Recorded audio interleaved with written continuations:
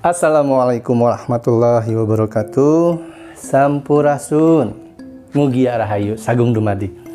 Alhamdulillah teman-teman, kita berjumpa lagi dengan saya Raja Rahasia, dan ini adalah konten tabir mimpi, di mana saya membacakan, mengartikan mimpi-mimpi teman-teman subscriber yang sudah dikirimkan ke email saya, yaitu ke tabirmimpirejaRahasia@gmail.com.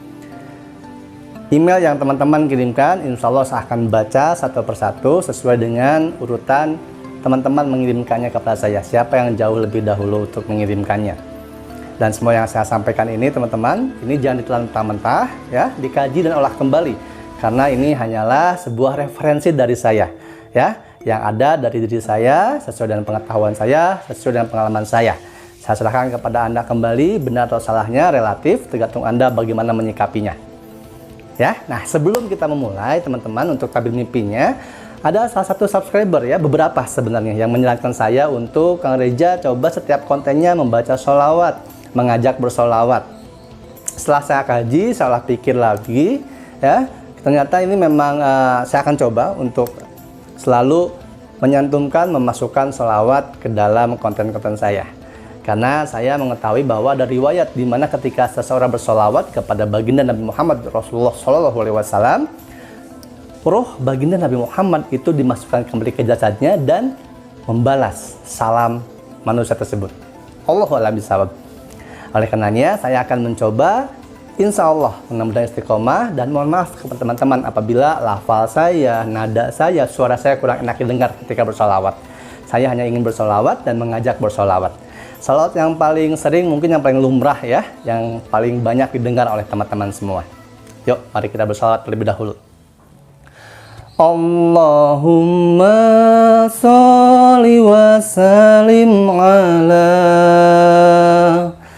Sayyidina wa maulana Muhammad adada ma fi ilmillahi sholatan taimatan bidawami muhilahi Allah. Selamat datang di Tabir Mimpi.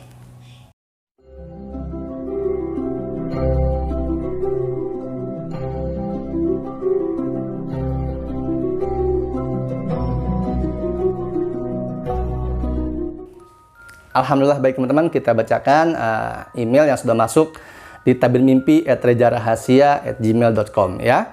Ini datang dari Mas Jeldi, ya, dari di Surabaya. Ini dikirimkan tanggal 31 Mei. Kita bacakan, ya. Assalamualaikum warahmatullahi wabarakatuh, Kang Reza. Waalaikumsalam warahmatullahi wabarakatuh. Saya Jeldi dari Surabaya. Mau tanya tentang mimpi, Kang. Mimpinya terjadi tahun kemarin, Kang. Tepatnya kapan saya lupa, cuman saya masih ingat di mimpi saya, latar suasananya tepat malam hari di daerah rumah saya, Kang. Di mimpi saya sedang ingin minum es cincau hitam, katanya, ya. Dan saya cari di sekitaran daerah rumah saya, dan ketika saya keluar, di mana-mana serasa gelap, tidak ada lampu. Ya, tidak ada lampu menyala, katanya. Sama sekali, namun masih bisa melihat. Dan sampailah saya menemukan orang jualan es cincau hitam. Nah, ini lalu terlihatlah banyak yang mengantri untuk membelinya. Kemudian saya pesan es cincau tersebut, dan ada seorang yang menunjuk, lari dan berteriak, "Ono macan ireng, ono macan ireng," gitu, ya. Ini artinya adalah ada macan berwarna hitam. Semua orang panik kabur lari ke arah yang berlawanan dari macan tersebut. Dan macannya ikut. Dan macannya ikut lari ke arah saat dia datang dan menuju rumah seorang warga. Dan entah kenapa saya berinisiatif untuk mengejar macan tersebut masuk ke arah rumah tersebut. Dan setelah saya masuk, saya melihat rumahnya gelap, sepi, dan tidak ada penghuninya, seperti kosong. Padahal di dunia nyata ada penghuninya. Dan macan yang saya kejar tidak ada di depan pandangan saya, katanya. Kemudian saya merasa ada sesuatu di belakang saya. Ternyata benar, macan hitam tersebut ada di belakang. Dan kaget, katanya. Dia panik. Di saat tersebut itu terjadi, saya berpikir bagaimana agar tidak terkam katanya dan jadi santapan macan tersebut, dan memikirkan cara bertarung agar selamat.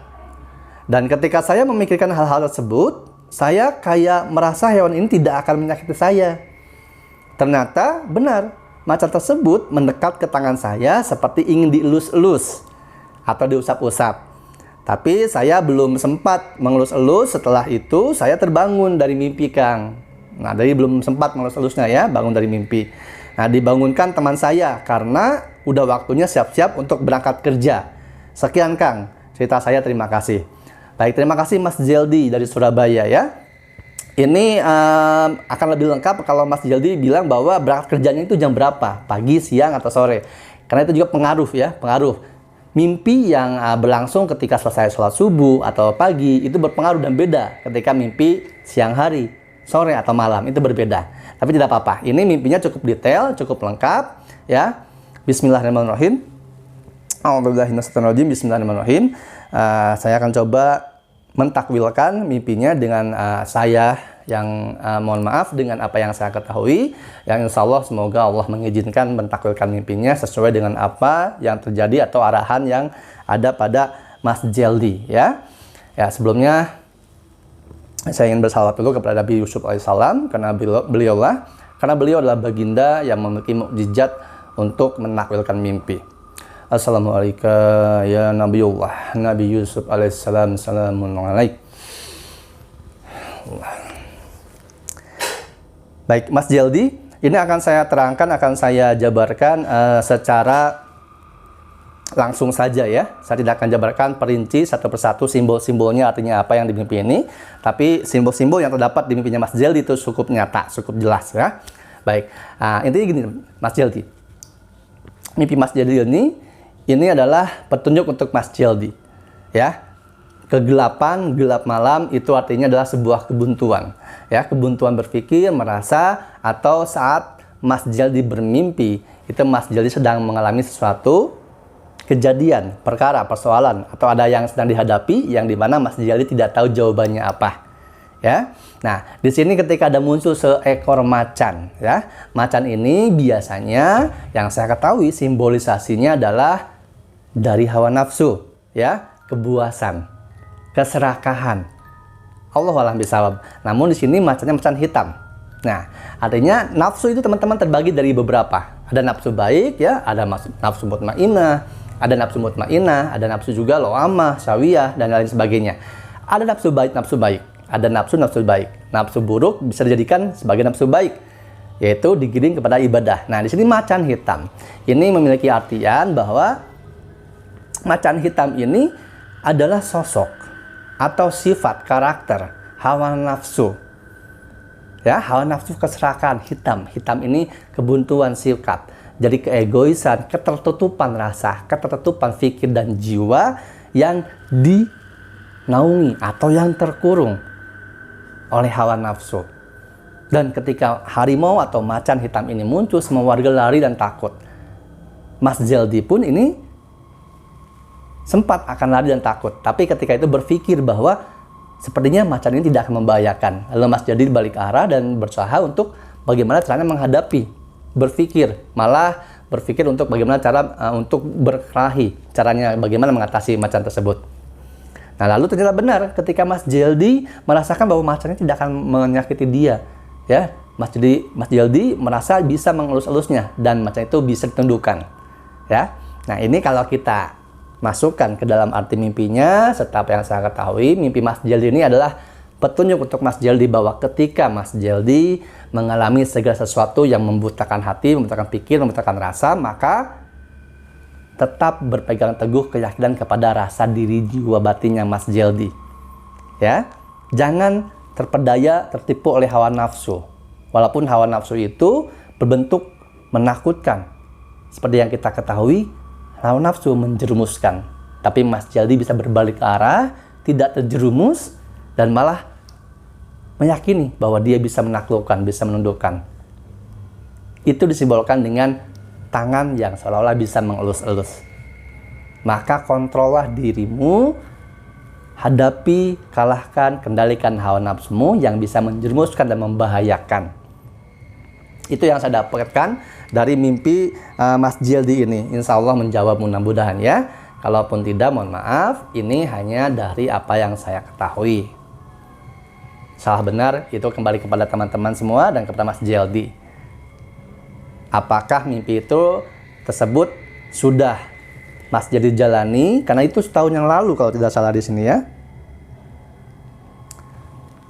Dan ada hubungannya memang dengan pekerjaan, dengan apa yang di Mas Jildi hadapi ketika bermimpi tersebut. Allahu a'lam bishawab. Benar atau salah, saya serahkan kembali kepada Mas Jildi ya. Kalau misalnya Mas Jildi enggak Mas, nggak seperti itu, tidak apa-apa. Komen saja, bilang saja seperti apa adanya.